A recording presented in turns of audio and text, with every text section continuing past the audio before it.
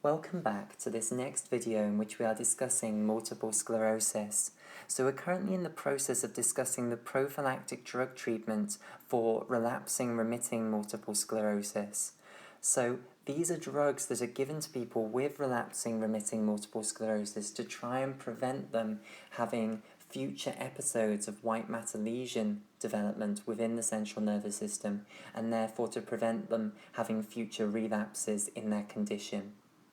So, we're currently in the process of discussing drugs that I have put in this category of immunomodulators, and these are drugs that are going to work by affecting the adaptive immune response. Specifically, we hope, of course, to affect the autoreactive adaptive immune response that's directed against the CNS myelin protein. But they're not as broad as immunosuppressants. Immunosuppressants, will come on to some examples of immunosuppressants that are used to treat multiple sclerosis. Immunosuppressants are broader. They turn off the adaptive immune response, and they turn off the entire adaptive immune response. They affect all the different clones of T cells and all the different clones of B cells. Immunomodulators are drugs that have effect on the adaptive immune system, but don't have quite as broad an effect as the immunosuppressants. So to take as our first example, we've seen glatiramer acetate, more commonly known by its famous brand name Copaxone, which is a drug that consists of loads of polymers of the 4 amino acids glutamate, alanine, lysine, and tyrosine, and this drug is believed to affect that single adaptive immune response, the autoreactive adaptive immune response, and it's believed to stop the maintenance of that autoreactive adaptive immune response. So it's not going to affect all the other clones of T cells and B cells that you have in your body that are nothing to do with attacking the CNS myelin protein. It's believed to only affect that specific autoreactive adaptive immune response. And remember, the reason that it's believed to influence it is that it's believed that the peptide fragments of the CNS myelin protein that we have autoreactive CD4 positive T cells directed against contains or is made up of these 4 amino acids, and therefore will appear most likely in some of the polypeptides within the glatiramer acetate. So you can see, therefore, why we're classing it as an immunomodulator. It's nowhere near as broad a function as an immunosuppressant. It's only having an effect on certain T cell clones and certain B cell clone activation, not the entire adaptive immune system. And that theme is going to run throughout when we're talking about immunomodulators, that they're not as broad as the immunosuppressants. So let's move on to the next example of an immunomodulator. So the next one that I want to talk about is a drug called Dimethyl Fumarate, spelt like so, and it's all one great big word. And for short, if you want to abbreviate it down to something, you can abbreviate it down to DMF, dimethyl fumarate. Now, as with glatiramer acetate, where there is a very famous brand name, it's the same for dimethyl fumarate. There's a more famous brand name, and this is the drug Tecfidera, which you might have heard of before. It's quite a famous drug name, Tecfidera. So dimethyl fumarate is the next immunomodulator that we want to discuss, more commonly known by its famous brand name, Tecfidera. Now, I really can't tell you much about this drug. We know so little about this drug. This is given to people with relapsing remitting multiple sclerosis, and it helps. It does reduce the frequency, we believe, of white matter formation episodes. And again, we believe that it does it by interfering with the maintenance of the autoreactive adaptive immune response. We believe that it somehow dampens down that autoreactive adaptive immune response, most likely by interfering with the maintenance, and therefore it reduces the number of effector CD4 positive T cells directed against the CNS myelin protein and the number of antibodies that you currently have within the blood that are directed against the CNS myelin protein. But that's all I can really tell you. We know so little about it, but we think that it's an immunomodulator and that it specifically works somehow on that specific autoreactive adaptive immune response, because it's not an immunosuppressor. It's not going to turn off the entire adaptive immune system. It seems to work on that specific response of the adaptive immune system, specifically this autoreactive one of multiple sclerosis. So that's all I'm really going to say about dimethyl fumarate. The next drug that I'm going to introduce you to, I will be able to say a little bit more. So, the next one to talk about is a drug called Natalizumab, which again has a famous brand name. Its famous brand name is Tysabri. Now, if you know anything about medicine, you will know that when you have a drug with a name like this that ends in mab like that this drug is something very, very clever that, again, biochemical engineers have come up with. MAB stands for monoclonal antibody. So this is an engineered monoclonal antibody that is going to be used to help in multiple sclerosis, and this is believed to be one of the most effective drugs in the treatment of remitting multiple sclerosis. So, let me firstly just introduce you to the concept of a monoclonal antibody. So again, I will draw the picture of an antibody molecule here that we've seen before, so the two heavy chains and the two light chains like so. So this drug is an example of something called a monoclonal antibody, and that's what the MAB on the end of the name is for. So, antibodies, of course, are a protein molecule that we produce in our body and which have a region up here that is a specific design to the effector B cell that created that antibody, and which combines to the epitope of some protein. Biochemical engineers have now managed to create antibodies outside of the body, and we can engineer this site up here, the antigen binding site, to bind to whatever protein we want. So, Natalizumab is an antibody that has been created by biochemical engineers to bind to a certain protein. And before I tell you what that protein is, let me tell you what is meant by monoclonal antibody. So monoclonal is in contrast to what we refer to as a polyclonal antibody.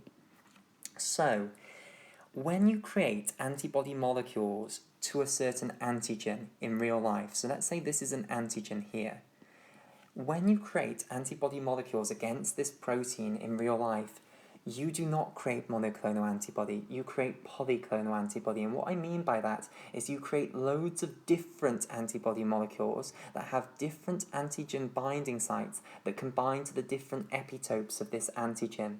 So when people talk about polyclonal antibodies against a protein, they mean antibodies that are all directed against this protein, but which are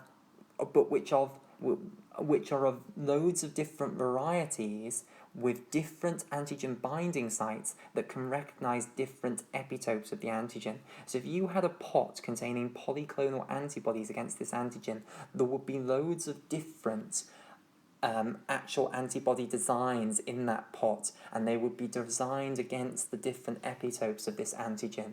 So that's what is meant by a polyclonal antibody mixture against a protein.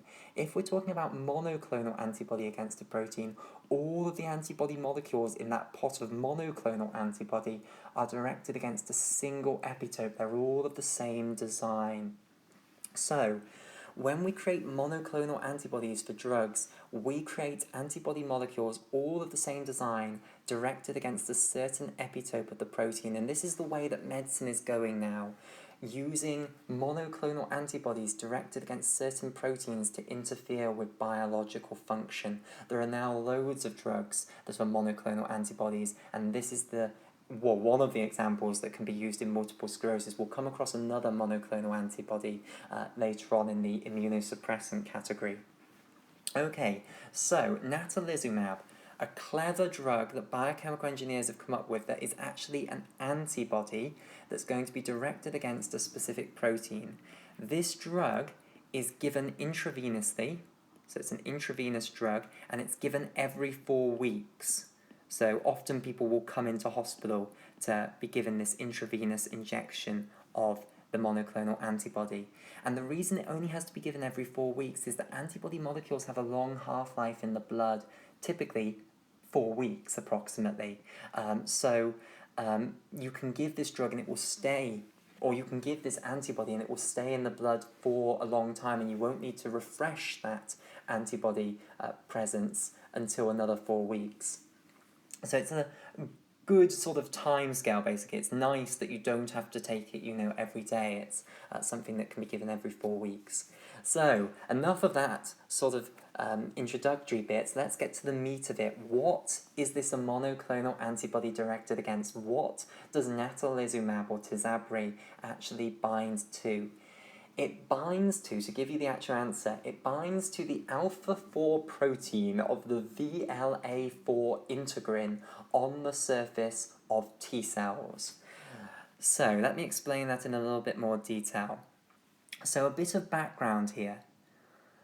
T cells, effector CD4 positive T cells and also effector CD8 positive T cells, but we are of course interested in the effector CD4 positive T cells. So this is a T helper cell here, an effector CD4 positive T cell.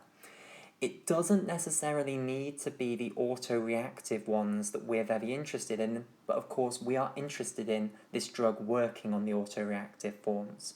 Okay, so we know that after step 2 in the pathogenesis of multiple sclerosis, you are going to have effector CD4 positive T cells directed against a peptide fragment of the CNS myelin protein circulating within your bloodstream. Now, in order for those to actually cause disease, they have to come out of the blood into the CNS tissue at these portions of the blood-brain barrier where the endothelial cells are misbehaving and actually recruiting them into the tissue fluid. How do they come out? Well, the way that effector CD4 positive T cells come out is they have a binding mechanism to endothelial cells. So let me explain this. So we'll need an endothelial cell added in here. So here is one of these misfunctioning, misbehaving endothelial cells of a capillary within the blood-brain barrier that is going to now start recruiting effector CD4 positive T cells into the tissue fluid of the brain. When it does so, it puts on its surface a receptor known as VCAM1, and that's what this blob is representing here. So this represents VCAM1.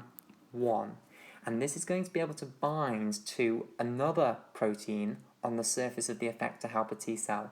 So firstly, what does VCAM1 stand for? It stands for vascular, that's the V, cell is the C, and then A is adhesion, and then the M is for molecule. So cell adhesion molecule. Whenever you see CAM in biology, it stands for cell adhesion molecule. So VCAM1 is the vascular cell adhesion molecule 1. So, this endothelial cell that is now going to recruit these CD4 positive T cells into the actual brain tissue, it's going to have been activated to put vascular cell adhesion molecule 1 on its surface. This is the mechanism by which it starts recruiting these.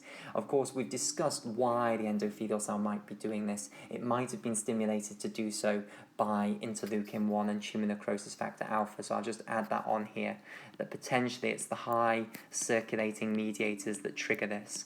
So interleukin-1 and TNF-alpha, they might cause the endothelial cell to start recruiting the effector CD4 positive T cells, and the way that it actually does that is by putting the VCAM1 molecule on its surface.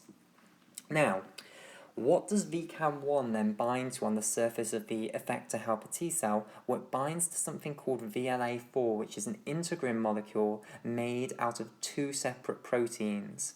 So I'll draw these here that will be bound together in a dimer, like so. So, in red here, these 2 blobs are representing a molecule called VLA4. And again, let me tell you what that stands for. That stands for very late, and then the A is for antigen, and then it's the very late antigen 4. So, this is an example of a cell surface protein that we refer to as an integrin. So VLA4, very late antigen 4, is an example of an integrin. And integrins always consist of 2 proteins bound together in this way. Now, in the case of VLA4, these two integrin monomers that are involved in creating the integrin are the alpha 4 integrin and the beta 1 integrin. Okay? So, these are the names of these two proteins, alpha 4 integrin and beta 1 integrin, and these are integrin subunits. To create a full-on integrin, it has to be a dimer. You have to dimerize an alpha integrin subunit with a beta integrin subunit, and there are loads of different alpha integrin subunits and loads of different beta integrin subunits, and therefore you can form loads of these different integrin dimers. The integrin VLA4 is specifically alpha 4 with beta 1. So, let me now tell you the story. So, on the surface of effector helper T cells, you have the alpha 4 beta 1 integrin, more commonly called VLA4 integrin. This is what the effector helper T cells use when they're trying to leave the bloodstream and go into tissue fluid. They use it to bind to the vascular cell adhesion molecule 1, the VCAM1 molecule, which endothelial cells can put on their surface if they are trying to recruit effector CD4 positive T cells, or indeed effector CD8 positive T cells, because it's the same for the CD8 positive T cells as it is to the CD4 positive T cells, into the tissue fluid. The endothelial cells in the places where the blood-brain barrier penetration is going to occur have been activated to do this, so they put VCAM1 on their surface. This will bind to the VLA4, and this is the way in which the effector CD4 positive T cells get into the tissue. So they are now going to extravasate, which means they're going to leave the vasculature and go into the tissue fluid. So they're going to extravasate. So, VLA4 is extremely important in the way that effector T cells get out of the bloodstream and go into the site of infection or the site where they're going to have activity. So if we could interfere with this, if we could block the VLA4, then we could stop the autoreactive effector helper T cells in multiple sclerosis getting into the sites of blood-brain barrier penetration. And remember, the presence of the effector CD4 positive T cells is really important for causing the white matter lesion to become big. Without them, the antibodies alone only create a small little portion of inflammation that might create a lesion that is subclinical, that isn't big enough to actually give you any noticeable neurological symptoms. So if we can block the extravasation of CD4 positive T cells, that would be a very, very good idea potentially for preventing white matter lesion formation. And this is exactly what Natalizumab is. Natalizumab is a monoclonal antibody where it is directed against an epitope of the alpha 4 integrin of VLA4. So it's directed against this.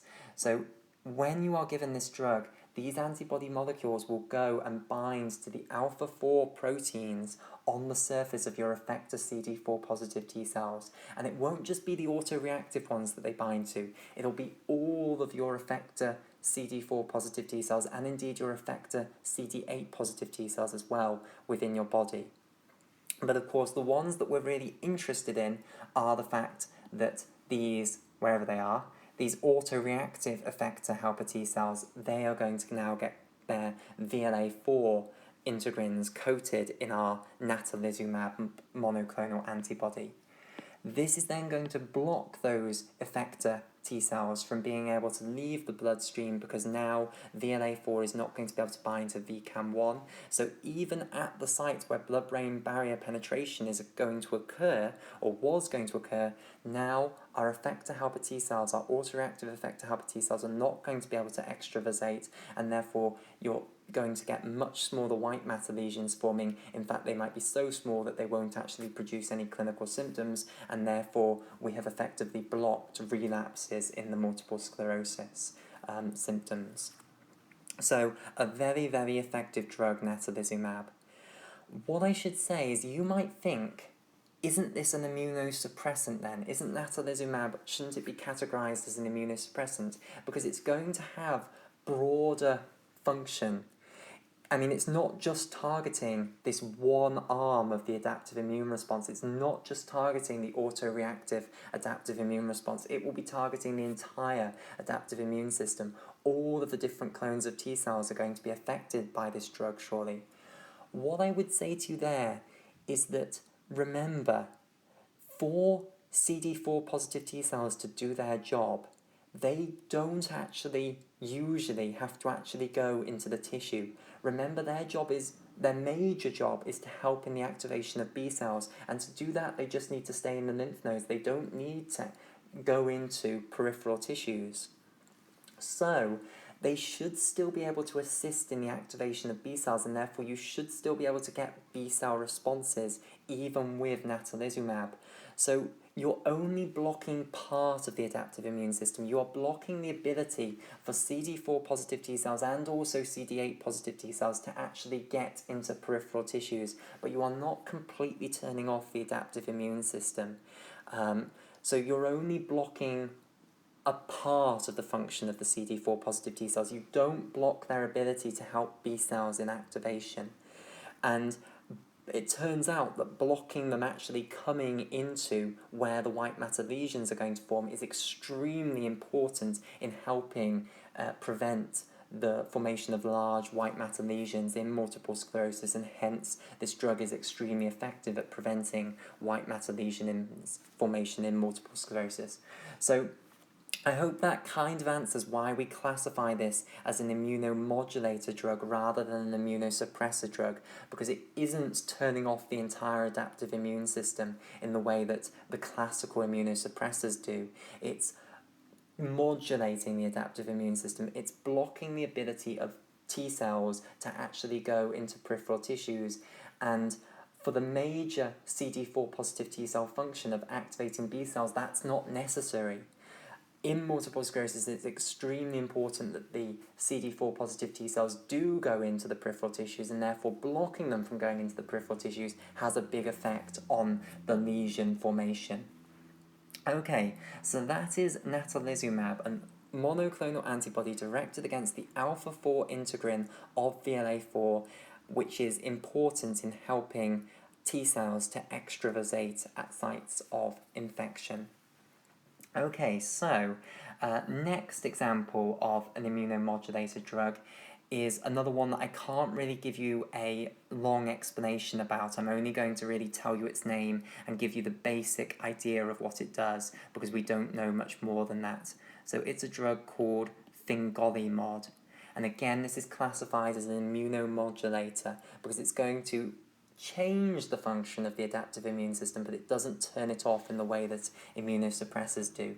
So Fingolimod is a drug that again is going to block effector CD4 positive T cells from actually being able to get into the white matter lesions, and therefore is hugely going to reduce the severity of the white matter lesions. And the way that it is believed to do so is that it traps CD4 positive T cells within the lymph nodes. It stops them going into the blood. It traps them in the lymph nodes, and if they're in the lymph nodes and not in the blood, then of course they can't go from the blood into the brain tissue, and if they can't go into the brain tissue, then of course they can't help in the creation of large white matter lesions. So that is all I can tell you about what we think is the mechanism of this drug Fingolimod. We think that it works by preventing the CD4 positive T cells that are directed against the CNS myelin protein from actually going into the blood. They get trapped in the lymph nodes. We don't know quite how that works, but if they're in the lymph nodes, they're not in the blood, and if they're not in the blood, they can't actually get into the CNS tissue. So again, it's going to block stage 2 of the pathogenesis of multiple sclerosis. Right, so those are the 4 immunomodulator drugs that I wanted to talk about. We've had glatiramer acetate, also called Copaxone. We've had dimethyl fumarate, also called Tecfidera. We've had Natalizumab, also called Tizabri, and we've had Fingolimod. Let's now move on to the final 2 drugs that can be used in the prophylactic treatment of relapsing remitting multiple sclerosis, and these then are in the category of immunosuppressants. So these are scarier drugs in many ways. These have a very, very broad function. They are going to turn off the adaptive immune response, and they don't just target the autoreactive adaptive immune response, they target all the adaptive immune system responses, and therefore hit the autoreactive one, but they also hit everything else. And this is a problem. It puts you at huge risk of getting infections, because now all you've got is the innate immune system. You have a really toned down adaptive immune system. And I should say they don't completely turn it off, they tone it down hugely. We don't give them in doses high enough to actually completely turn off the adaptive immune system. They'd kill you if we did that, but they tone it down hugely. So there are two drugs that I want to talk about here. The first one is a drug called Teriflunomide, and the second one is a drug called Alemtuzumab. We'll start off with Teriflunomide. So, Teriflunomide is going to inhibit cell division, and it's going to inhibit cell division by inhibiting the synthesis of pyrimidine organic bases. So Teriflunomide, we call it as a drug a pyrimidine analog, which means that it is analogous in structure to the pyrimidine organic bases. So remember, in DNA, there are 4 organic bases: adenine, thymine, guanine, and cytosine. Now, those organic bases, we can split them into 2 separate categories: the pyrimidine organic bases, which are thymine and cytosine, T and C, and the purine organic bases, which are adenine and guanine. Now, Teriflunomide is a pyrimidine analog, which means that it has a structure similar to the pyrimidine organic bases, similar to thymine and cytosine. And when you give this drug, it will go into cells and it actually ends up inhibiting the synthesis of the pyrimidine organic bases within cells.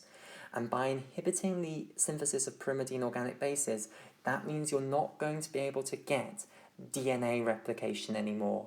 Because in order to replicate DNA, you're going to have lots of pyrimidine organic bases available to make the new copies of the DNA. So, giving this drug ends up stopping cell division, and that's the mechanism by which it's going to have an immunosuppressant effect. So it's going to inhibit cell division, and I've explained now the mechanism by which it does that. It inhibits the synthesis of pyrimidine organic bases, and without synthesis of pyrimidine organic bases, you cannot replicate DNA, and if you cannot replicate DNA, then cells cannot divide, because remember, when one cell turns into 2 cells, it has to copy all of the DNA inside its nucleus so that both cells will have a complete copy of the DNA. Without the molecules that make that DNA, of course, you can't copy the DNA. So, Teriflunomide then is going to inhibit cell division in cells all over the body, but in particular, importantly, it's going to inhibit cell division in cells of the adaptive immune response, and this is therefore going to turn off the adaptive immune response. The reason being that in order to initiate an adaptive immune response, you have to activate your CD4 positive T cells and your B cells. We'll just talk about the extracellular adaptive immune response because that's the one we've focused on. So in order to activate the extracellular adaptive immune response, you had to activate your CD4 positive T cells and your B cells. Remember what they did after they were activated. They divided and divided and divided and divided. If we have given this drug, they cannot divide anymore. So you cannot get clonal expansion, and the clonal expansion was absolutely essential. You needed loads of effector CD4 positive T cells, and you needed loads of effector B cells to actually build a proper adaptive immune response. If this drug is present, you can't do that, and therefore you cannot initiate adaptive immune responses. So that's why this is going to turn off the adaptive immune responses. That's why it's an immunosuppressant. Now, of course, in multiple sclerosis, we are continually maintaining the autoreactive adaptive immune response against the CNS myelin protein.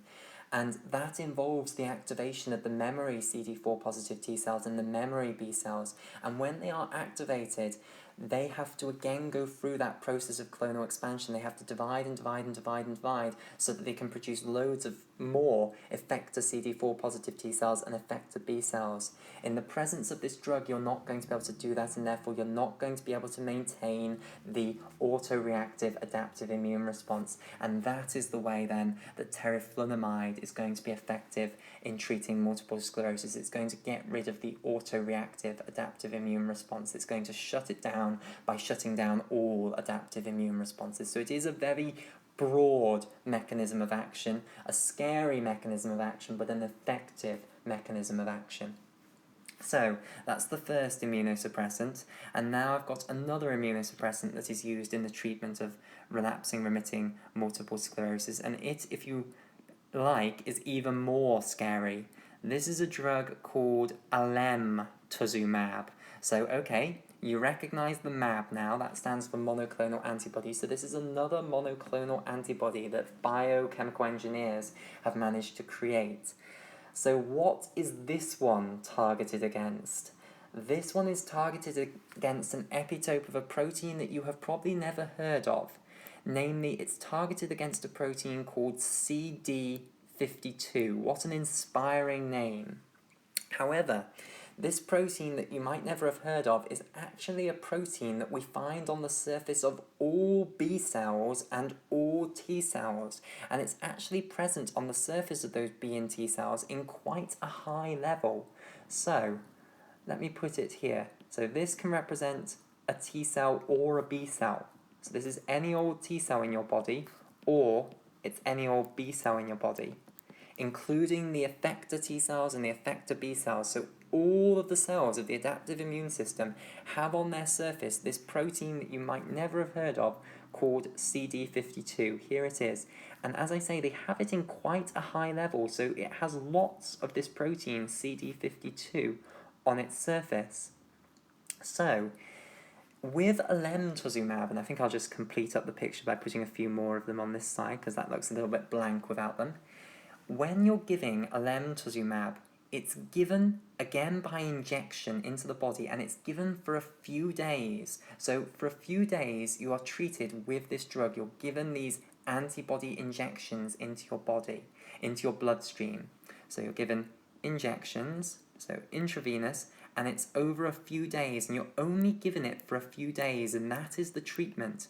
After that, you won't be given any more of it. So for a few days, you are given an intravenous injection of this drug, and this is going to have a lasting immunosuppressant effect. How? Well, when you give this drug, what's it going to do? It's targeted against an epitope of CD52. The T cells and B cells of your body are covered in CD52. Therefore, what's going to happen? The antibody is going to go into the blood and then end up distributing all over the body and binding to the surface of T cells and B cells, like so, by binding to the epitope of CD52 that it's directed against. What happens now? Well, you end up then with T cells and B cells that are absolutely covered in antibody molecules, absolutely covered, moreover, in antibody molecules bound to their target, i.e. covered in immune complexes. Things that are covered in immune complexes get destroyed because we think that those are pathogens. In particular, in the spleen, which is a major organ where T cells and B cells like to go occasionally, there are lots of macrophages, and these macrophages, if they see a T cell or B cell covered in immune complexes, will destroy that T cell or B cell. So the idea here is that we are going to destroy the T cells and B cells within our body. So destruction is going to follow. Now, a question that might leap into your mind now is, okay, I kind of understand that. If we're going to coat our T cells and B cells in this antibody that's binding to CD52, I can kind of understand that those cells are now going to get destroyed, as you say, by macrophages in the spleen as one mechanism. When they see them in the spleen covered in immune complexes, they'll destroy them, and they'll be removed, therefore, from the T cell and B cell population. But we discussed an antibody only a short while ago. We discussed Natalizumab, and Natalizumab bounds to the alpha-4 integrin on the surface of effector CD4 positive T cells. Why doesn't that lead to the destruction of the effector CD4 positive T cells if you've now got immune complexes on the surface of the effector CD4 positive T cells in the same way as you have immune complexes as a result of alemtuzumab? Well, Natalizumab is not believed to work in the way that alemtuzumab works. It isn't believed to actually result in the destruction of the CD4 positive T cells. It might destroy a few of them, but it's nowhere near as powerful as alemtuzumab. What's the reason for that? Again, I can only offer you a speculation. CD52 is a major protein. T cells and B cells are absolutely covered in it. That means that these T cells and B cells are going to end up absolutely covered in immune complexes. The effector CD4 positive T cells, they have far fewer copies of the VLA4 integrin on their surface than they would have CD52. Therefore, even if you end up coating all of the VLA4s with natalizumab antibodies, so all of the VLA4s get a natalizumab antibody on our effector CD4 positive T cell, you're still not going to have this CD4 positive T cell coated in immune complexes to the density that you have with alemtuzumab. So that's the speculation as to why natalizumab doesn't lead to the destruction of the CD4 positive T cells in the way that alemtuzumab does. Because quite simply, VLA4 is not as present as CD52, and therefore you quite simply don't get as many immune complexes on the surface of the cell in the case of natalizumab as you do with alemtuzumab. So, back to alemtuzumab then. So this is an antibody directed against an epitope of CD52. You give it for a few days, and each time you give it, it's going to be coating the surface of T cells and B cells, and those T cells and B cells are now going to be destroyed. So what's going to happen? You're going to destroy a huge number of T cells and B cells within your body. You're hugely going to deplete your stock of T cells and B cells, and that's why I said this is a scary drug. It is a scary drug. You're hugely depleting your adaptive immune system. And of course, the idea with this therapy is that maybe, if we're lucky, we could end up depleting all of the autoreactive T cells and B cells. Maybe we could get rid of all of the autoreactive memory CD4 positive T cells and all of the autoreactive memory B cells. And then if we do achieve that, if that does happen, then you're cured effectively. The adaptive immune response that was autoreactive against the CNS myelin protein has gone from the body.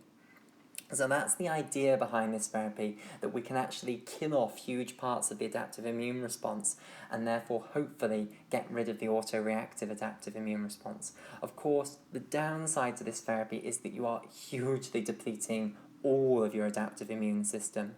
You're going to lose a huge number of T cell clones and you're going to lose a huge number of B cell clones. And whilst adults can replace their B cell clones because the bone marrow is still producing new B cells, they cannot replace their T cell clones because those were developed during childhood and you have lost your thymus gland, so you can't create new T cell clones. So you will permanently lose a huge number of T cell clones with alemtuzumab therapy, and therefore you are permanently weakening your adaptive immune system.